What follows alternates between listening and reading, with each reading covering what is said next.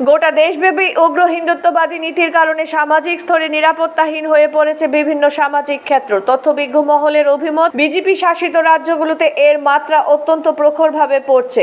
আরেকবার ফের বিজেপি শাসনাধীন যোগী আদিত্যনাথের উত্তরপ্রদেশে নারীরা যে নিরাপদে নয় তা উঠে এলো জনসমক্ষে। উত্তরপ্রদেশের মহিলা বিচারকের উপর যৌন হেনস্থা হয়েছিল 2022 সালে। সারা ভারত শ্রমজীবী নারী সমন্বয় কমিটির যৌন হেনস্থার ঘটনা নজরে আসে 2023-এর 15 ডিসেম্বর তারিখে।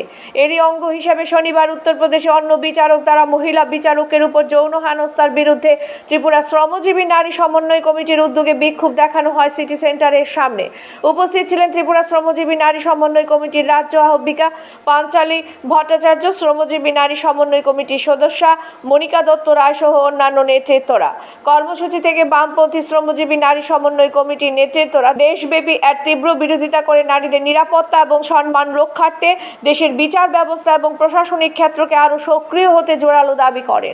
কমিটি অফ ওয়ার্কিং উইমেন সারা ভারত শ্রমজীবী নারী সমন্বয় কমিটির নজরে এসেছে ডিসেম্বর মাসে। তারপরেই ওরা বিষয়টাতে তারা যোগাযোগ করে, সেখানে যায়, স্পটে যায়। মহিলা সে বিচারক যিনি আক্রান্ত হয়েছেন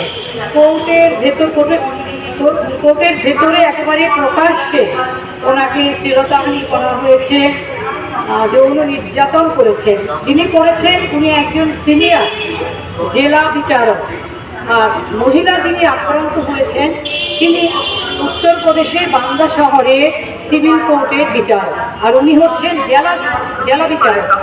উনি করেছেন তখনকার মতো ঘটনাটা হয়েছে, কি হয়েছিল আমরা জানি না, কারণ বিষয়টা অনেক দেরিতে প্রকাশ্যে এসছে। আপনারা জানেন, পত্রপত্রিকায় দেখেছেন, উত্তরপ্রদেশের বান্দাতে একজন মহিলা বিচারক অন্য বিচারকদের দ্বারা যৌন নির্যাতনের শিকার হয়েছেন, অথচ তিনি একজন বিচারক হয়ে এখন পর্যন্ত নিজে কোনো বিচার পাননি। ব্যুরো রিপোর্ট, আকাশ ত্রিপুরা।